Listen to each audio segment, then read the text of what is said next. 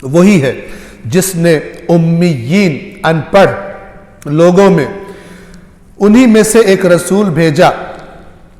رسول اللہ کو بھی قرآن نے امی کہا ہے. کیوں؟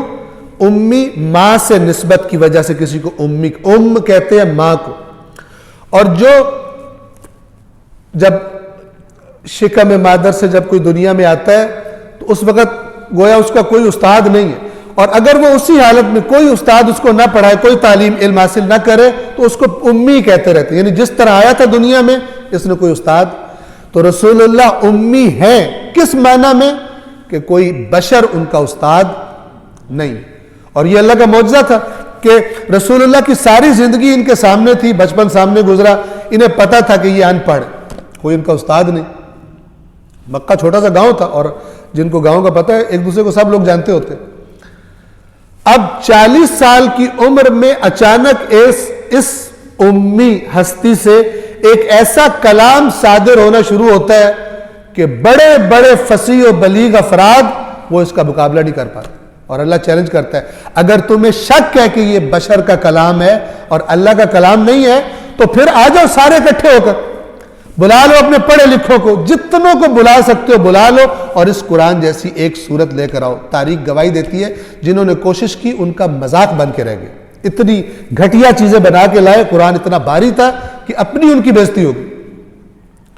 اور قرآن کا کسی صورت کا کوئی جواب نہیں دے سکا جو اس زمانے، ابھی تو عرب بھی وہ والی عربی نہیں ہے، جو خالص اور اصیل عرب تھے وہ بھی اس قرآن مجید کا جواب ایک سورہ بھی اس کے مقابلے میں بنا کر نہ لا سکے، اور یعنی شرمندہ ہو، سر جھکے ان کے. وہی ہے جس نے امی لوگوں میں انہی میں سے ایک رسول بھیجا جو انہیں اس کی آیات پڑھ کر سناتے. رسول اللہ کی بعثت کیا ہے؟ آیات خدا کی تلاوت کر کے سناتے. رسول اللہ کا ہتھیار کیا تھا؟ یہ آیات.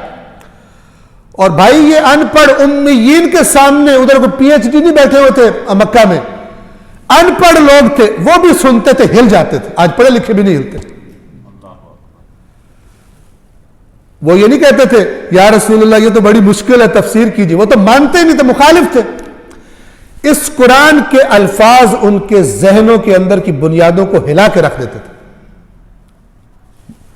وہ نہیں کہتے تھے کہ یہ تو عربی کے ایک ایک معنی، ایک ایک لفظ کے 10 میننگ ہوتے ہیں، آپ کی کیا مراد ہے اس سے؟ لغویات قرآن سے دور ہٹانے کے لوگوں کو اتنا سمجھ آتا تھا کہ ان کے دماغ ہل جاتے تھے اور کہتے تھے یہ بات حق.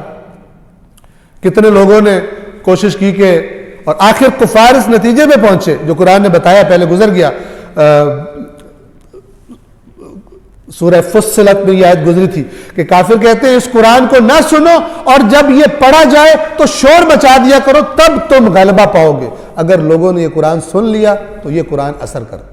کبھی کہتے تھے جادو ہے. کیوں جادو؟ اس لیے کہ اثر کرتا تھا. آج کافروں پہ اثر کرتا تھا، ہمارے اوپر اثر نہیں کرتا.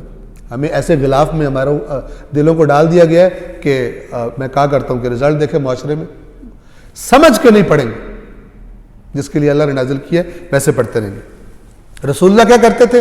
یتلو علیہم آیات، ان امیین کے سامنے آیات، اللہ کی آیات کی تلاوت کرتے تھے. ویزکیہم، اور انہیں پاکیزہ کرتے. اب جب آیات پڑھتے، آیات پڑھنا پہلا سٹیپ ہے.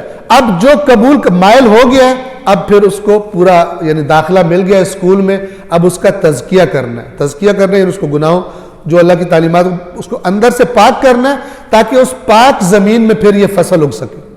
دین اسلام کی تعلیمات کی پاکیزہ فصل، خدا کی نافرمانیاں جس کے اندر بھی ہیں یہ پاکیزہ فصل اس کے اندر اچھے طریقے سے نہیں اگ سکتی.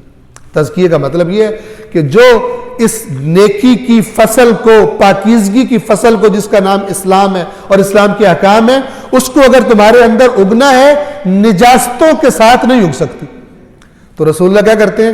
کہتے ہیں گناہ نہیں کرنے، پاک رہنا ہے، پھر اللہ کا یہ پیغام تمہیں اچھا بھی لگے گا اور یہ تمہارے سینوں کے اندر پھر رچ بس بھی جائے گا اور تم ویسے انسان بن جاؤ گے جیسا خدا تمہیں دیکھنا چاہتا ہے.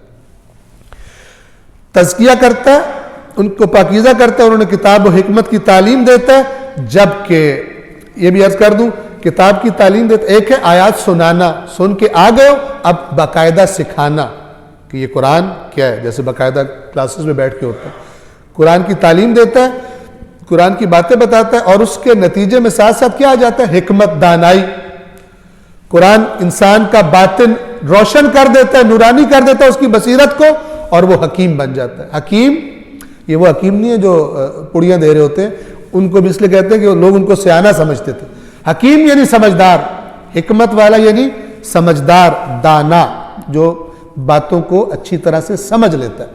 تو یہ اللہ کی کتاب انسان کو ایسا نور بصیرت عطا کرتی ہے کہ وہ صاحب حکمت ہو جاتا ہے، سیانہ ہو جاتا ہے، سمجھدار ہو جاتا ہے، گہرائی تک چیزوں کو دیکھ لیتا ہے۔ جو حدیث میں ہے نا، المؤمن ينظر بنور اللہ، مومن اللہ کے نور سے دیکھتا ہے، وہ یہ نور ہے۔ وہ دنیا کی چیزوں کو اس طرح دیکھتا ہے جس طرح دنیا بنانے والے نے اپنی کتاب میں بتایا یہ دنیا یہ ہے، نہ کہ دنیا کے پیچھے پاگل ہو جاتا ہوں، اسی کو سب کچھ سمجھ بیٹھتا ہوں۔ جبکہ اس سے پہلے